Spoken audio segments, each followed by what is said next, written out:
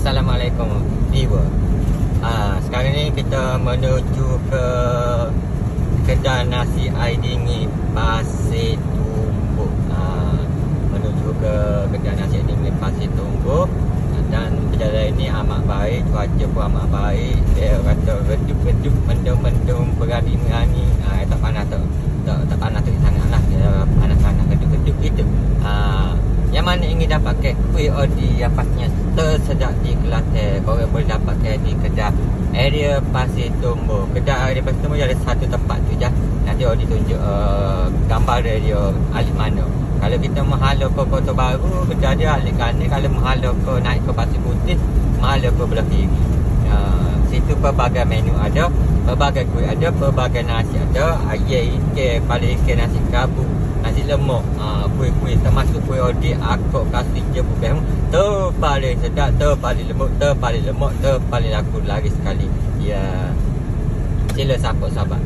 Area Kelantan ni orang kata Kelantan memang famous dengan kuih-muih yang pelbagai aneka, pelbagai menu, pelbagai juadah. Orang kata kalau beli perjalanan ni kedai nasi dingin memang amat suhu sekali di Kelantan. Orang kata popular ya dah lepas dah ni. So kita tunjuk sikit kan. Ni orang kata mudah kena anda tengok video ni mudah nak tahu kat mana kedai nasi air dingin area Pasir Tumbuk. Hari ni jalan tak apa nak pergi mana. Mungkin orang cuti hari ni, orang cuti, orang beristirahat di rumah sahaja.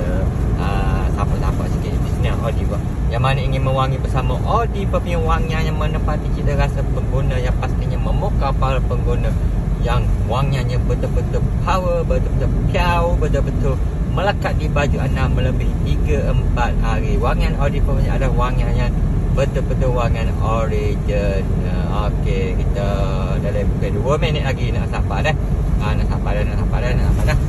Sabar sikit lagi. Kau tengok je Audi buat video ni. Kau tengok video ni, tengok lokasi Audi buat di mana. Di mana kita orang mudah ya nak tengoknya. Nampak macam bloki ni ni. Nampak DIY, nampak panggil kita ni. Tu je ni. Mudi kemo, mudi ramai ada promosi hari ni. Ni. Tu kedai nasi dingin. Nampak? Nampak dia. Nampak tengah susung. Gulawai nampak tengah susung lagi tu. Tengah susung. Susung apa tu? Susu kuih dan susu nasi. Yang mana nampak video ni? Jangan siapa kita sabar ya.